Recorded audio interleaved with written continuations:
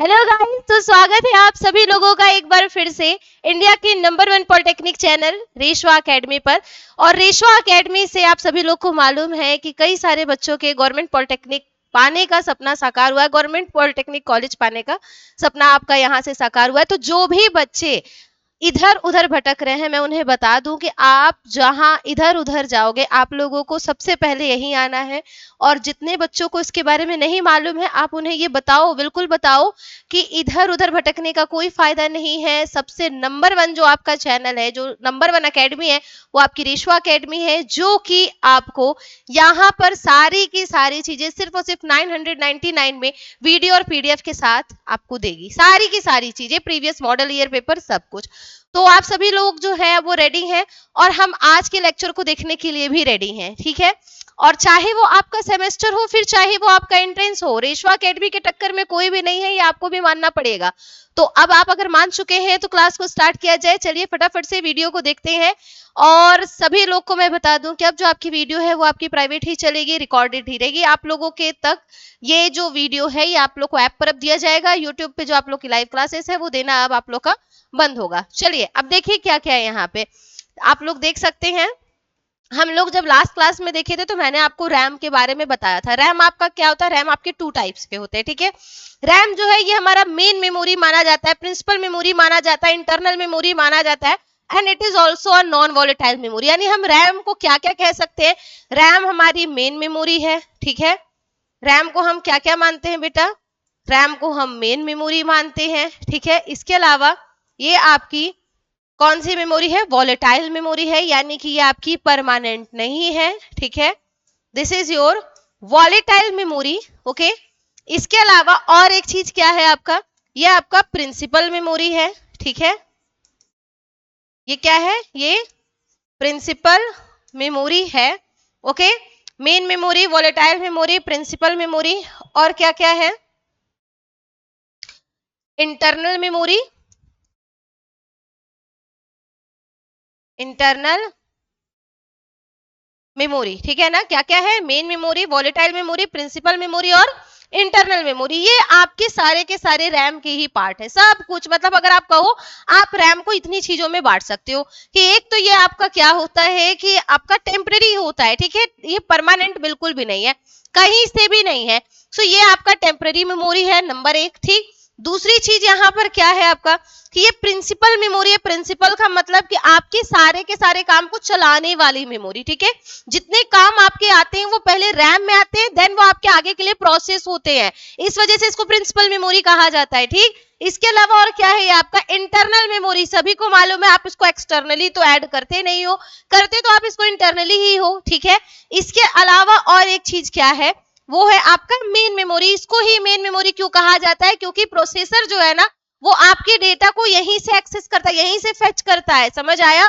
Processor आपके data को main memory यानी रैम से ही लेता है। कोई भी डेटा प्रोसेस होने से पहले कहां जाता है, रैम में जाकर के स्टोर होता है। कहां पर, रैम में, ओके। तो इस वजह से इसको हम मेन मेमोरी कहते हैं। ये आपके 4 पॉइंट्स आपको याद रखने बहुत जरूरी है, ओके। रैंडम एक्सेस मेमोरी आपकी किस प्रकार की मेमोरी है, तो ये आपकी वो मेमोरी है जो कि आपकी नेचर इन वॉलेटाइल होती है, यानी कि परमानेंट नहीं होती है, ठीक। इसे हम क्या कहते हैं, इसे हम टेम्पररी मेमोरी कहते हैं, ओके।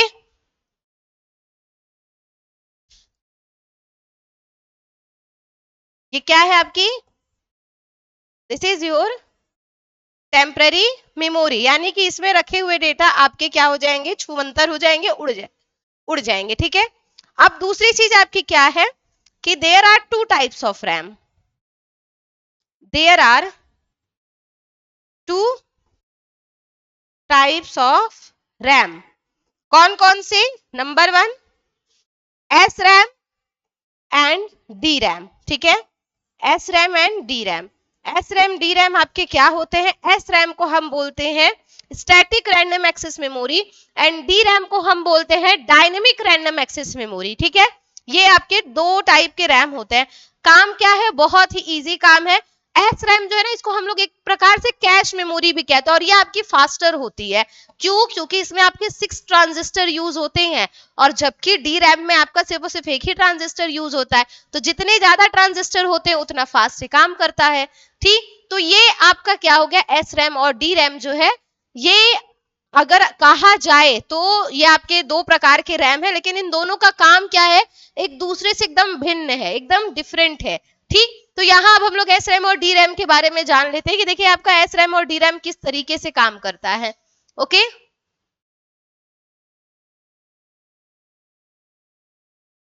देखिए एस रैम आपका क्या है। ओके, एस रैम होता है आपका स्टैटिक रैंडम एक्सेस मेमोरी। पहले आप इसका फुल फॉर्म क्या लिखोगे, it stands for,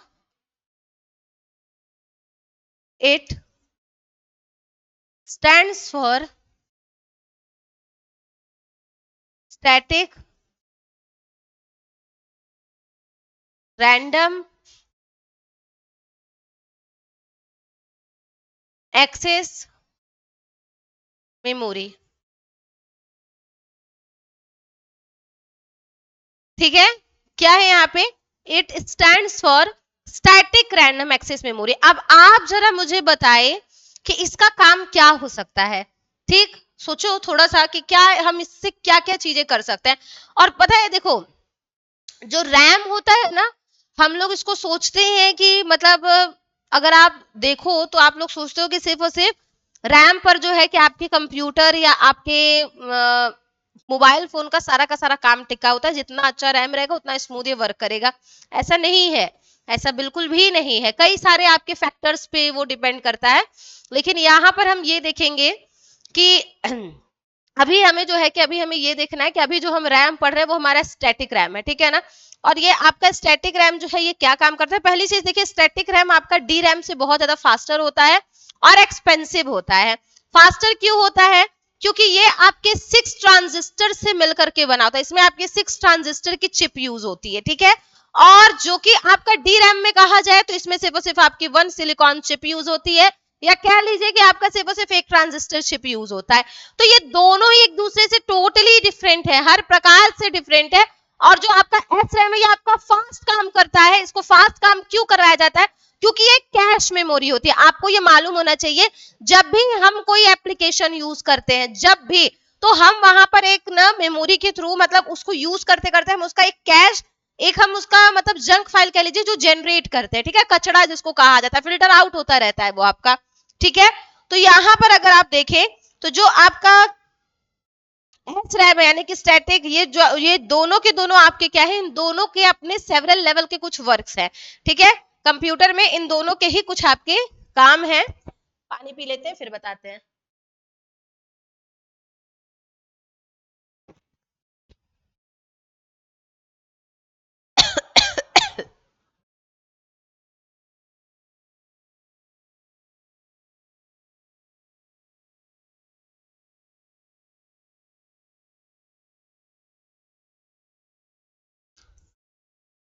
S RAM is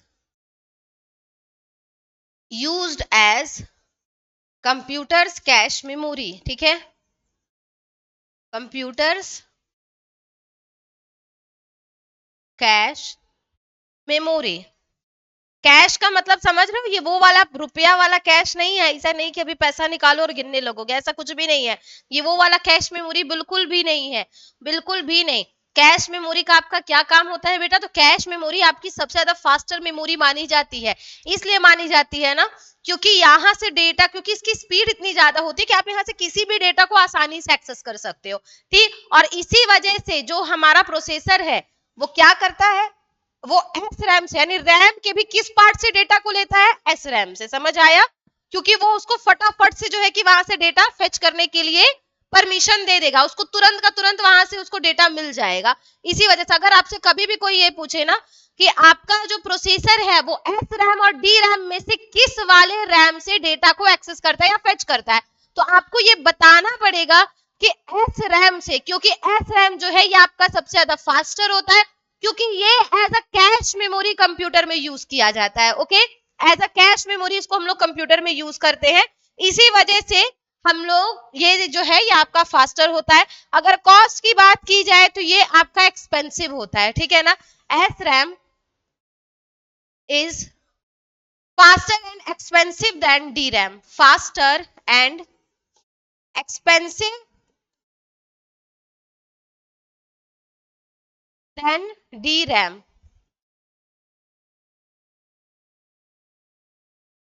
ठीक है।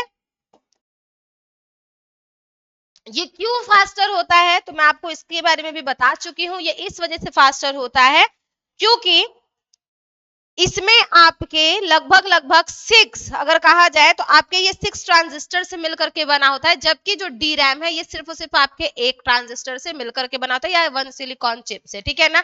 S RAM is made up of S RAM is made up of 6 transistors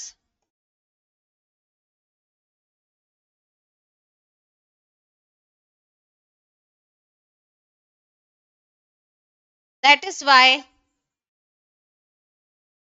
it is faster than DRAM। ये आपका एक्सपेंसिव होता है, ठीक है। क्या होता है? एक्सपेंसिव, महंगा होता है, ठीक है ना।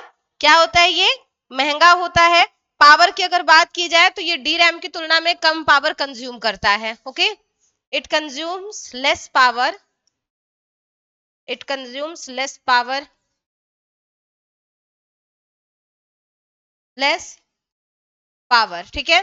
इतना आपके लिए काफी है जानने के लिए, ठीक है। पहली चीज ये आपका क्या होता है? स्टैटिक रैंडम एक्सेस मेमोरी होता है। SRAM is used as computers cache memory. SRAM is faster and expensive than DRAM. SRAM is made up of 6 transistors, that is why faster than, that is why it is faster than DRAM, that is why it is faster than DRAM, okay. ये क्या है? ये आपका DRAM से ज्यादा faster है, clear. अब देखिए हम लोग DRAM के बारे में जानते हैं, ठीक है। DRAM आपका क्या काम करता है, आइए।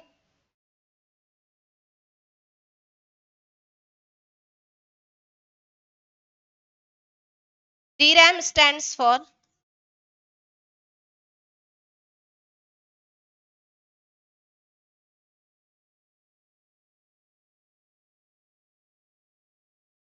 डायनेमिक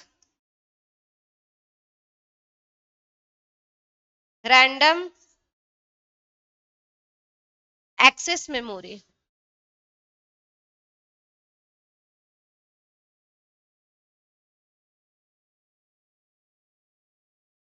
ठीक है। Dynamic random access memory. अब इसके बारे में अगर हम लोग बात करें तो it is used as a main memory in a computer.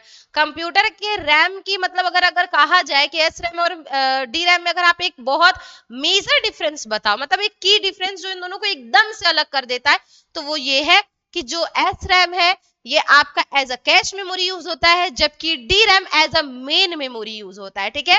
As a main memory it is uses as a, it is uses as a main memory,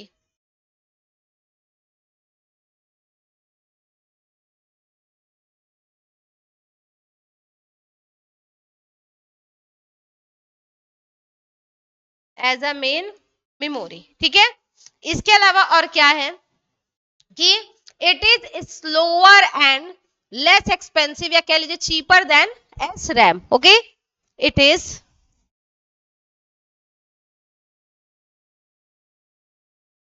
it is slower and cheaper than, cheaper का मतलब घटिया नहीं, सस्ता, okay. सस्ता, cheaper than SRAM, okay. S RAM की तुलना में ये आपका स्लो होता है और चीपर होता है, ठीक। साथ में और क्या है कि because it is made up of one transistor, because it is made up of one silicon chip और वन ट्रांजिस्टर, एक ट्रांजिस्टर या फिर एक सिलिकॉन चिप की वजह से बनने की वजह से ये क्या होता है कि ये आपका स्लो काम करता है। वन ट्रांजिस्टर, वन ट्रांजिस्टर, ठीक है। It consumes high power, it consumes high power rather than rather than S RAM. ठीक है, एस रैम आपका लो पावर कंज्यूम करता है और डी रैम आपका हाई पावर कंज्यूम करता है। क्लियर? ये इतनी चीज आपके इन दोनों के बारे में थी। क्लियर है? ठीक, इतनी चीज मुझे आप लोग को बतानी थी। अब हमें क्या देखना है, देखिए मैंने आप लोग को एस रैम और डी रैम के बारे में इतनी चीजें बता दी हैं, कुछ ऐसा बहुत ज्यादा खास नहीं है। ठीक है, बस एक चीज है कि देखिए एस रैम जो है वो आपका ट्रांजिस्टर एंड फ्लिप फ्लॉप्स को यूज करता है, जिसकी वजह से वह as a cache memory work कर पाए। ठीक है, यहाँ पर मैं लिख भी दे रही हूं अगर आप चाहते हैं तो, कि आपका जो एस रैम है वो आपका ट्रांजिस्टर एंड फ्लिप फ्लॉप्स को यूज करता है, so it can be work as a cache memory, यानी कि ये फास्ट काम कर सके। To make S RAM faster we add या we use flip flops and transistor in the S RAM. ठीक, और अगर वहीं पर बात करते हैं आपके डी रैम की, तो डी रैम में आपके फ्लिप फ्लॉप्स यूज नहीं होते हैं, वहां आपका सिर्फ और सिर्फ एक ट्रांजिस्टर यूज होता है। ठीक है, चलिए एक अगर बात कहा जाए तो जो आपका डी रैम है ये आपका मोर स्पेस सफिशियंट है। ठीक है ना, it is more space sufficient, it is more space sufficient, इसमें आपकी स्पेस की मात्रा ज्यादा होती है। सफिशियंट, ठीक है ना, ये आपका ज्यादा स्पेस सफिशियंट होता है या फिर इफिशियंट होता है, जो भी आप कह लीजिए। ठीक है, क्लियर? अब देखिए हमें किसके बारे में देखना है, now we are moving to the ROM. ठीक है, रोम क्या होता है, व्हाट इज रोम, रोम किसको कहा जाता है? जैसा कि आपको इसके नेम से मालूम चलता है, रीड ओनली मेमोरी, जिसमें आपका डेटा कैसा होता है, आपका जो डेटा है ये आपका परमानेंटली स्टोर होता है। ठीक है ना, याद रखिएगा कि रोम में जो डेटा है वो आपका परमानेंटली स्टोर होता है। It is non volatile in nature. ठीक है, ये भी आपकी मेन मेमोरी है, प्राइमरी मेमोरी है। ओके, बट इसके जो डेटा है वो आपका परमानेंटली स्टोर होगा। ठीक है, ये कैसा स्टोर होगा डेटा को, इसका नेचर क्या है, it is non volatile in nature. ठीक है, आपका कोई भी जो मतलब कि आपका जो डेटा है वो even after the power supply cut off it would not go anywhere, ये कहीं और नहीं जा सकता। आपका जो डेटा है वो कहीं पर भी पावर सप्लाई कट होने के बाद भी सेम एज इट इज वैसा बना रहेगा, जबकि रैम में ऐसा नहीं होता। मैंने जब आप लोग को रैम बताया था तो मैंने बताया था कि रैम आपके एक लाइब्रेरी में पड़े हुए उस किताब की तरह है, जिस किताब को आपको लेने के लिए बार बार अगर अपने बेंच से उठ करके जाना पड़ता है तो आपके पढ़ाई में डिस्टरबेंस होती है और आपका समय जो है वो ज्यादा जाता है। तो आप क्या करते हो कि आप उस सारी किताबों को जिनको आपका बार बार काम पड़ने वाला है, आप उनको इकट्ठे जाते हो और उठा के ले आके अपनी बेंच पे रख लेते हो। आपको जैसे काम पड़ता है आप उन्हें लेते हो, आपका टाइम कम हो जाता है। सेम एज इट इज आपका रैम काम करता है। ठीक है, और जैसे ही आप अपना लाइब्रेरी या स्टडी रूम छोड़ते हो तो आप वापस उन किताबों को वहीं प्लेस कर देते हो। तो रैम क्या करता है, आपके जो भी एप्लीकेशन फाइल या डेटा है उसको टेम्पररी बेस पे अपने अंडर रख लेता है, ताकि जब भी आपको उसका काम पड़े वो आपको easily with in 1 second and with in nano second आपको उस डेटा को तुरंत का तुरंत फेच करके दे सके। उस डेटा को खोलने में आपके कम से कम टाइम लग सके, ये पूरे तरीके से इसकी डिपेंडेंसी क्या होती है, रैम पर होती है, क्योंकि रैम आपके उस डेटा एप्लीकेशन और फाइल डॉक्यूमेंट को अपने अंदर खुलने के लिए स्पेस देता है। ठीक, ये चीजें हैं। तो अगर आपके दिमाग में ये डाउट हो कि 1 GB के रैम में हमारा किस तरीके से फोन हैंग होता है, तो सपोज करिए आपके पास 1 GB का फोन है, ठीक है, और आपके रैम में ऑलरेडी दो 500 MB या फिर मतलब लार्जर MB की फाइल जो है वो खुली हुई है, तो आप बताइए, जैसे मैंने कहा ना एक रूम है उसमें सारे के सारे सामान रख दे, अब आपको अलमीरा खोलना है, ठीक है, अलमीरा के आगे आपने बेड लगा दिया, क्या वो अलमीरा खुल पाएगी? नहीं खुल पाएगी। उसी तरीके से अगर आपको वो एप्लीकेशन ओपन करना है तो उस एप्लीकेशन को ओपन करने के लिए स्पेस नहीं मिल पा रहा, क्योंकि रैम आपका फुल हो चुका है। अब आपको अपने फोन को स्विच ऑफ करना पड़ेगा। जब आप स्विच ऑफ करके ऑन करोगे तो वो आपका जो रैम होगा वो खाली हो चुका होगा। अब आप उसमें अब आप जो ऐप खोलना चाहते हो वो आप उसको खोल सकते हो, क्योंकि ये है कि अगर आपका रैम का साइज कम है तो उसमें हैवी एप्लीकेशंस इसीलिए लोड नहीं हो पाते, क्योंकि रैम की साइज 1 GB है और हम 2 GB की अगर फाइल ओपन करना चाहेंगे तो वो बिल्कुल भी ओपन नहीं होगा। कहते हैं ना कि अगर आपका रूम 1 BHK का है और अगर आप उसमें 4 BHK का सामान हटाना चाहोगे तो बिल्कुल भी नहीं हो पाएगा। सेम एज इट इज आपका रैम में होता है। तो देखिए अब रोम में हम लोग चलते हैं। रोम आपका क्या क्या काम करता है? तो जो रोम है ये आपका रीड ओनली मेमोरी होता है, जो कि डेटा को परमानेंटली स्टोर करता है, नॉन वॉलेटाइल इन नेचर होता है, यहां लिख दे रही हूं, it is non volatile in nature. इसका नेचर कैसा होता है? Nature non volatile. नेचर क्या है? नॉन वॉलेटाइल है, यानी कि आपका डेटा सुरक्षित रहेगा even after the power supply cut off. ठीक है, साथ ही में और क्या है? Storage permanent. स्टोरेज कैसा है? परमानेंट है। ठीक है, ओके। स्टोरेज कैसा है? ये आपका परमानेंट है। अब देखिए जो रैम है ना, ये आप इसको कह लीजिए कि आपके जैसे हार्ड ड्राइव होता है ना, उस तरीके से है। ठीक, आप अपने फोन में देखते हो कि कई सारे ऐसे एप्लीकेशंस आते हैं जो पहले से ही आपके बने बनाए होते हैं, जिन्हें आप बिल्कुल भी चेंज नहीं कर सकते, वही आपके रोम में स्टोर होते हैं। वो सारे के सारे डेटा आपके रोम में स्टोर होते हैं, इस वजह से उन्हें कहीं दूसरी जगह हटाया नहीं जा सकता। कुछ भी करने पे आप उन्हें हटा नहीं सकते हो, समझ आया? रोम जो है ना, ये आपका क्या करता है? ये आपके नॉर्मल सॉफ्टवेयर और बायोस के वर्क को अपने अंदर स्टोर करता है। आपको मालूम है रोम के अंदर हमारी एक बायोस की चिप फिट की जाती है। जो रोम होता है ना, उसके अंदर हमारे बायोस की चिप फिट की जाती है, जिसको हम लोग बेसिक इनपुट आउटपुट सिस्टम बोलते हैं। ठीक है, अगर वो आपका रोम में फिट ना किया जाए, आपका कंप्यूटर ऑन मतलब नॉर्मल बेसिक इनपुट आउटपुट को लेगा ही नहीं, काम ही नहीं करा पाएगा। ठीक, तो अगर आपसे पूछा जाए कि where is the basic input output, यानी बायोस चिप कहां फिट होती है, you have to answer the ROM. ठीक है, रोम आपकी वो जगह है, या रोम आपका वो मेमोरी है जहां पर हमारी बायोस की चिप को फिट किया जाता है। क्लियर? समझ गए? चलो अब हम लोग इसके बारे में और चीजें देखते हैं। रोम आपका कितने टाइप का होता है? ठीक, तो टाइप्स ऑफ रोम में आपका होता है, types of Rome,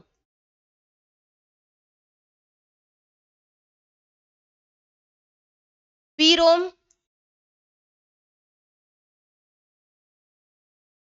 M ROM, EP ROM, EEP ROM. ठीक है, अब इसका जरा फुल फॉर्म पहले हम लोग देख लेते हैं। ठीक है, इसका फुल फॉर्म देख लेते हैं, देन हम लोग इसके बारे में आगे के बारे में चीजें पढ़ेंगे। एक चीज बस आप लोग याद रखिएगा कि जो आपका रोम होता है, ठीक, इसमें आप सिर्फ और सिर्फ डेटा को क्या कर सकते हो? रीड कर सकते हो, चेंज नहीं कर सकते। लेकिन ये पहले के रोम में आता था। आपके जो आपके रोम आते हैं ना, वो आपके ऐसे आ गए हैं जिनमें आप लेजर लाइट टेक्नोलॉजी के थ्रू सारी के सारी चीजों को चेंज कर सकते हो, यूवी रेज के थ्रू डेटा को इरेज कर सकते हो, एंड देन रीमैन्युफैक्चर कर सकते हो। समझ आया? दोबारा से वो आपका मैन्युफैक्चर हो सकता है, uses UV light technology. UV light technology के थ्रू डेटा को रीराइट कर सकते हैं हम। ठीक है, so this is not any more only read only memory. समझ आया? ये आपका बहुत मतलब रीड ओनली मेमोरी का कॉन्सेप्ट जो है वो हट चुका है, क्योंकि अब हम इसके डेटा को क्या चेंज कर सकते हैं। ठीक है, समझ गए ना? अब इसके टाइप्स के बारे में हम लोग यहाँ पर देखते हैं। इसका ब्लॉक डायग्राम भी देखेंगे हम लोग। ठीक है, किस तरीके से काम करता है, कई सारी चीजें। देखिए पहली चीज आपकी होती है क्या? एम रोम के बारे में देखिए, एम रोम आपका क्या होता है? So M ROM is a mask M ROM. ठीक है, तो एम रोम को हम लोग क्या कहते हैं? Mask read only memory. क्या बोलते हैं बेटा? Mask read only memory. ये आपका सबसे पुराना रोम हुआ करता था, सबसे पुराना रोम कौन सा? Mask read only memory. ठीक है, समझ आया?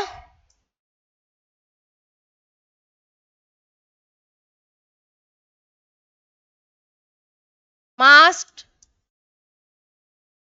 Read only memory. ठीक है, इसके अलावा और क्या है? P ROM, programmable read only memory. इसके फुल फॉर्म पूछे जाते हैं, समझ आया? इसके फुल फॉर्म आपको पूछे जाते हैं। ठीक, फिर यहां पर क्या है आपका?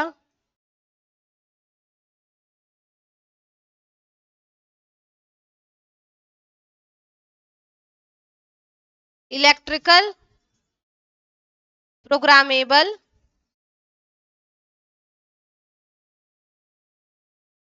Read only memory.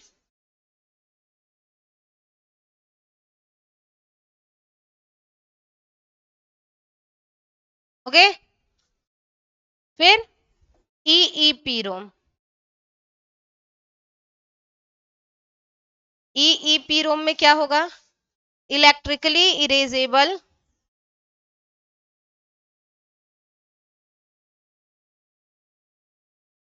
Electrically erasable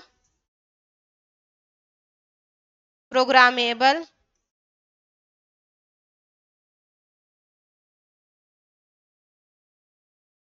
read only memory.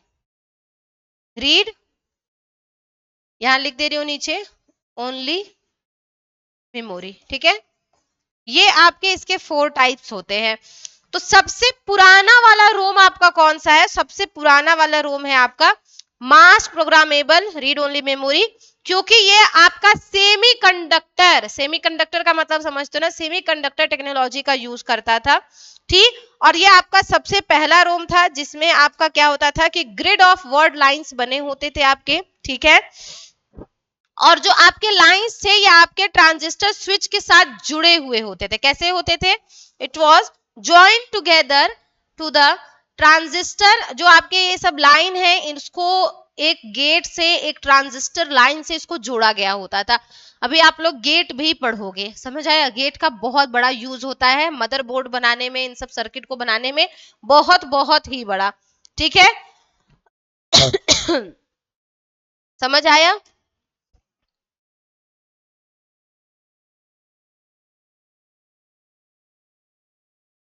ये आपके बहुत ज्यादा अगर कहा जाए तो आपके एक्सपेंसिव नहीं हुआ करते थे।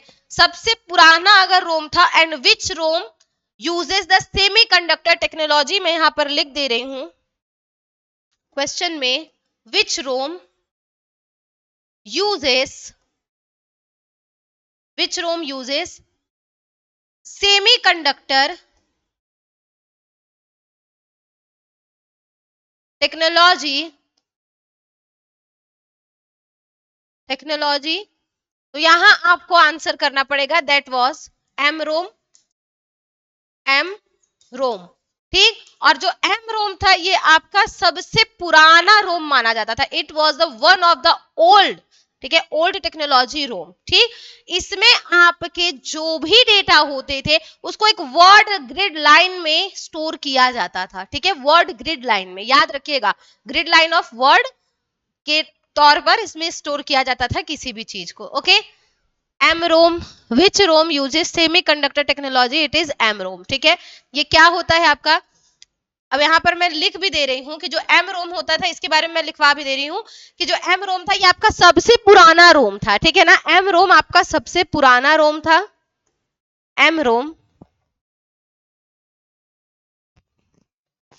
सबसे पुराना रोम था, सबसे पुराना रोम बोल रही हूँ। ठीक है, रोग मत सुन लेना बेटा। ठीक है, रोम था क्योंकि इसमें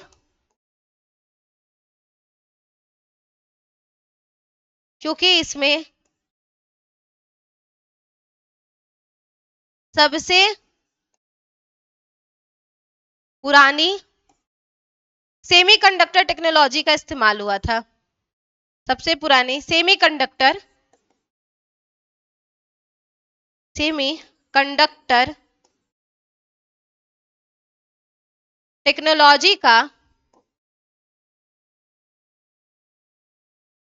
टेक्नोलॉजी का इस्तेमाल हुआ था।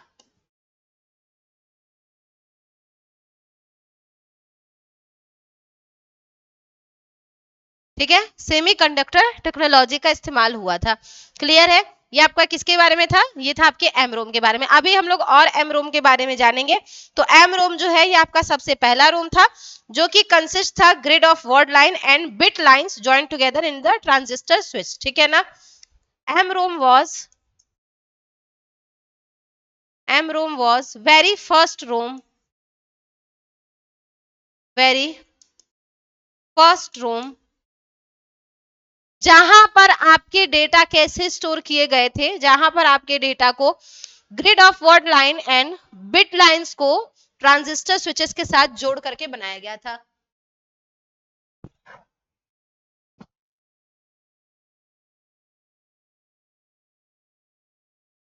That consists of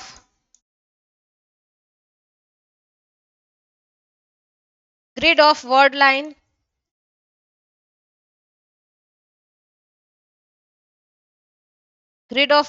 and bit line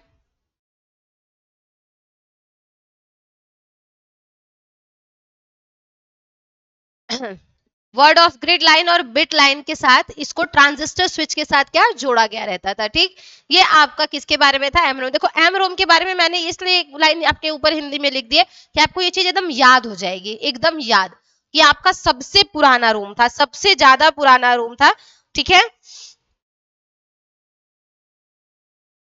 सबसे ज्यादा ये आपका पुराना रोम माना जाता था। Join together transistor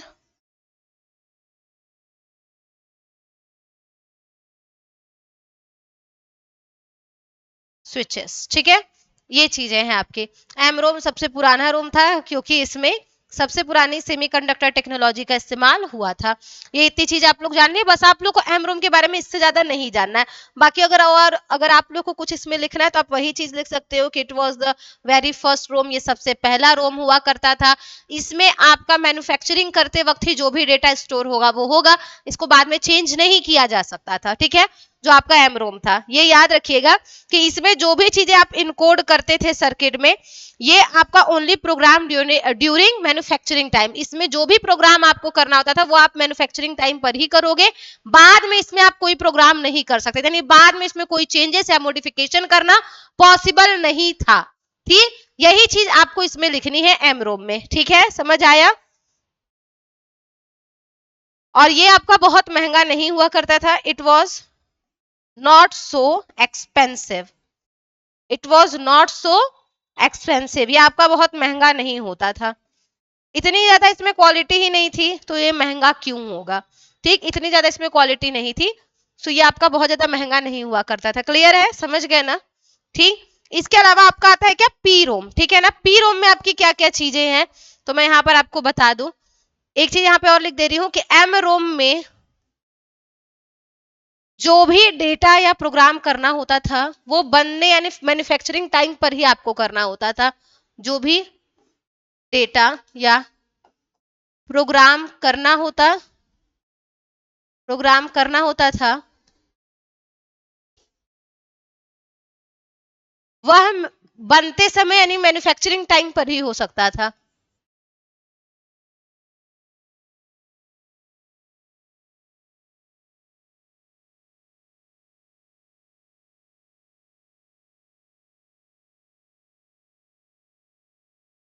manufacturing time पर ही हो सकता था। ओके, ठीक है, ये आपका एम रोम के बारे में था। अब देखिए पी रोम के बारे में आपकी क्या क्या चीजें हैं।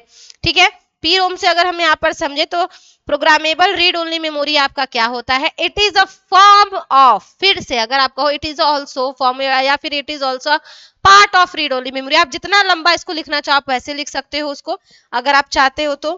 ठीक, पी रोम, पी रोम का फुल फॉर्म क्या है, तो पी रोम का फुल फॉर्म है हमारा programmable read only memory, programmable read only memory. ठीक है, प्रोग्रामेबल रीड ओनली मेमोरी है।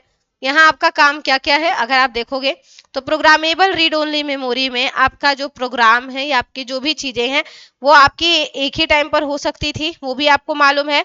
ठीक है, ये आपका एक डिजिटल मेमोरी का फॉर्म है, it is the form of digital memory. ठीक है, ये आप कह सकते हो कि ये आपके एक डिजिटल मेमोरी के भी रूप में जाना जा सकता है, आप ये भी लिख सकते हो, ठीक है। It is a part of digital memory और it is a new version of digital memory, जो भी आप कहना चाहो, ठीक।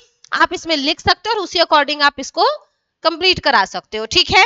समझ गए। ये इसमें आपका क्या होता है कि इसमें जो भी आपका ईच बिट होता है वो आपका फ्यूज एंड एंटी फ्यूज के फॉर्म में लॉक किया जाता है, ठीक। इसमें जो भी डेटा स्टोर होता है वो आपका परमानेंट होता है, ठीक है ना। प्रोग्रामेबल रीड ओनली मेमोरी में आपका क्या होता है कि इन दिस द डेटा और प्रोग्राम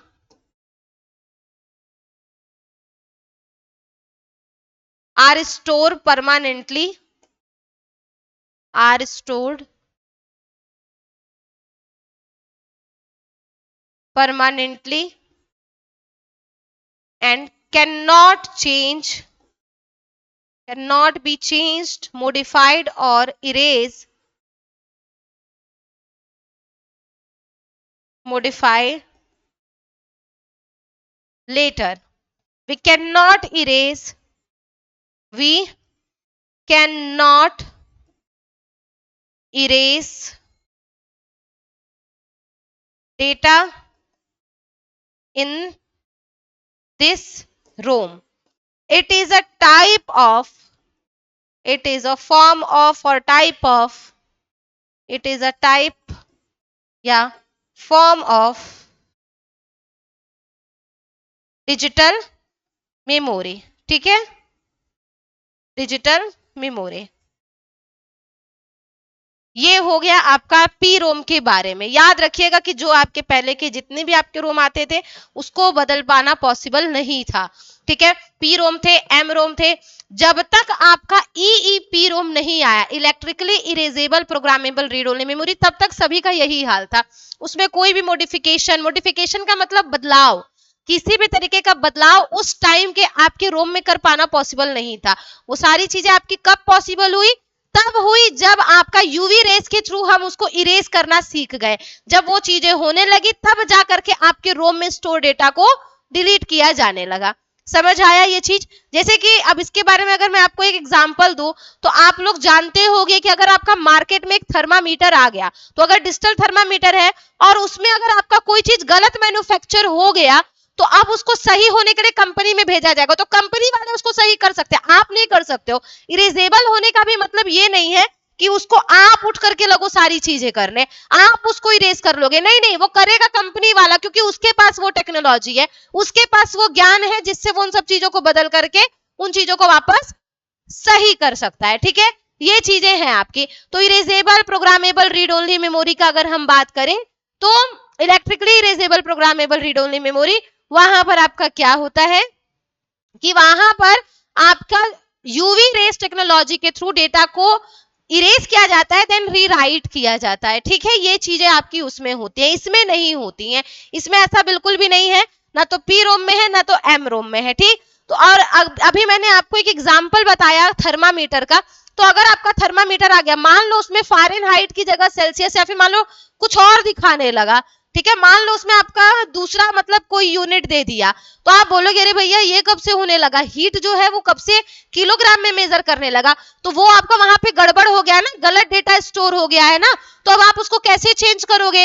वही चीज है कि देखिए जो आपका डेटा वो आपका रोम में स्टोर होता है, परमानेंटली स्टोर होता है, ठीक है। तो मान लीजिए अगर आपका एक थर्मामीटर अगर आप खरीद करके ले आए और वो आपका डिफेक्टेड पीस निकला, तो आप जाओगे, आप बताओगे, तो फिर जो दुकानदार या होलसेलर होगा वो कंपनी को कांटेक्ट करेगा।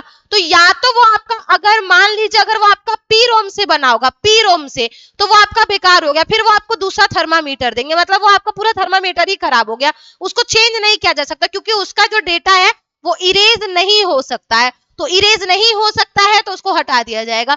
लेकिन अगर वो आपका ईईपी रोम पे बना होगा तो उसमें आराम से हो जाएंगी सारी चीजें, ठीक। ये आपका डिफरेंस है इन सब चीजों के बारे में। तो चलिए, मुझे उम्मीद है कि आप लोग को इतनी चीजें जो है वो अच्छे से समझ में आई होंगी। ओके, बाकी जो भी चीजें हैं वो हम लोग देखेंगे अब थोड़ी देर बाद, ठीक है। थोड़ी देर बाद क्या मतलब, देखिए एक और बता दे रही हूँ आप लोग को।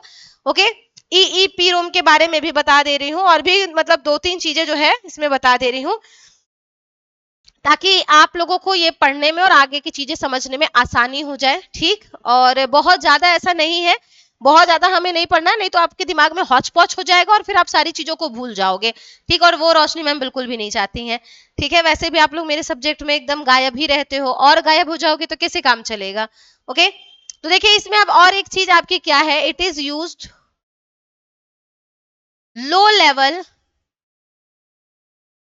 Level programming languages. ठीक है, जो इस वाले रोम में आपको मालूम होना चाहिए, रैम और रोम बनाने में, सेमी कंडक्टर, इन सब चीजों को बनाने में आपका गेट और लैंग्वेजेस का यूज होता है। ठीक है, नॉर्मल से नॉर्मल हर एक चीज के लिए, हर एक चीज के लिए हम लोग इसमें इन सब चीजों का यूज करते हैं। ठीक, तो it is used low level programs. ठीक है, ये आपके लो लेवल प्रोग्राम्स को इस्तेमाल करता है। और अगर आपके एक्सपेंस होने की बात करें तो ये भी आपका बहुत ज्यादा एक्सपेंसिव नहीं होता है।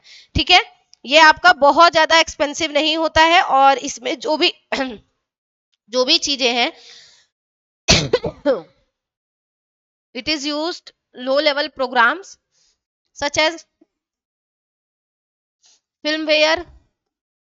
ठीक है, फिल्मवेयर जो है ये आपका क्या होता है, फर्मवेयर और माइक्रो कोड।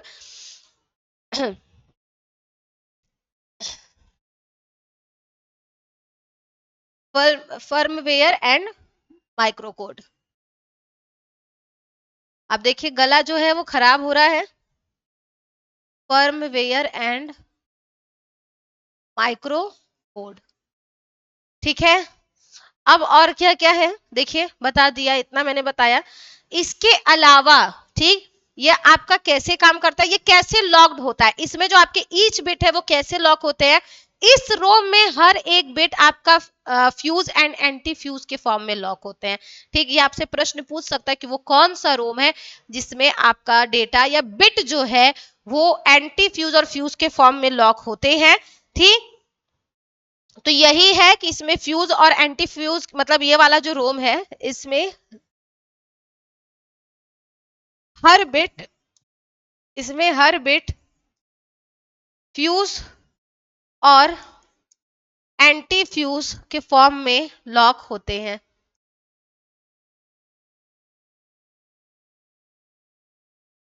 के रूप में लॉक होते हैं। ठीक है,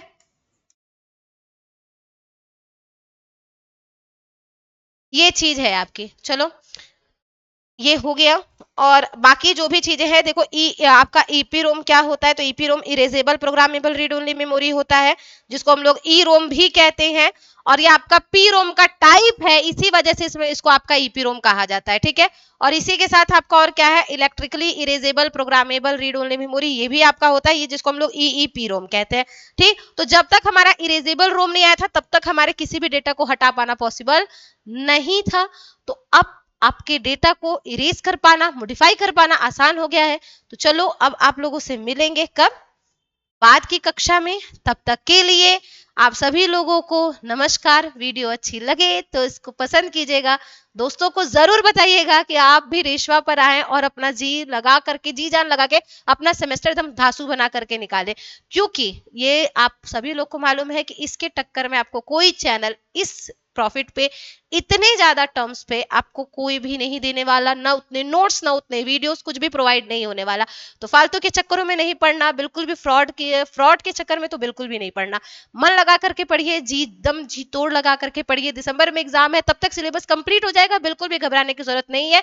उसकी गारंटी रेशवा अकेडमी की है, रोशनी मैम की है, तो घबराने की बिल्कुल भी जरूरत नहीं है। All the very best. जय श्री राम, हर हर महादेव।